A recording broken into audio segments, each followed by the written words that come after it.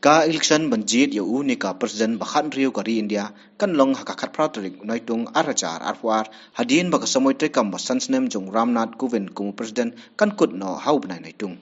Ka tarik banyoy kivut kan long haka arwoi trek noitung arajar arwar kumban syukdo bayau unika President kari lajit nak jing tabut nak dikot ka ying darbar tawan jong ki jalla ni Union Territory baper kari India na ying darbar tawan ka Lok Sabha bat kumju na Raja Sabha. Hakalanti syakani ka election ka kanhun lang sinsar National Democratic Alliance NDA ha ka jelam khamat ka BJP kalarai ban priang yakhun da kadra upadi murmu ka bade ka riulom na baida posi jong ka jalla Odisha Persha yu Yashwat Sinha na Patna jong ka jalla Bihar bala penyeng da kanhun lang Persha lengba ka All India Trinamool Congress AITC.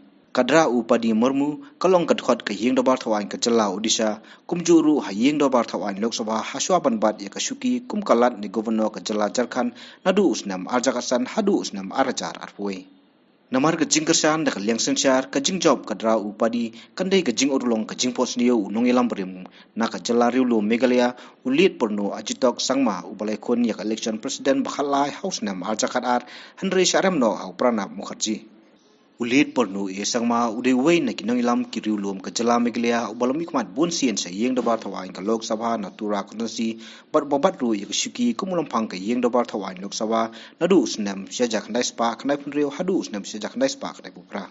Lolong tengru umentirang ba ka jalla Meghalaya hakisnam syajak ndai spa prapupra syajak ndai spa khnai pukanda ya ulit Purno Sangma lakan mau ba ka jikun ya Election President house nam arjakat ar ulapun pau ba ka sinsar pai ba uru wangnut ba urulom udai bandan banyakun bat banyo lat bansyong hakusuki President bat mauhi ulamai lenti da ka ba aireng walau klampoi sakathong.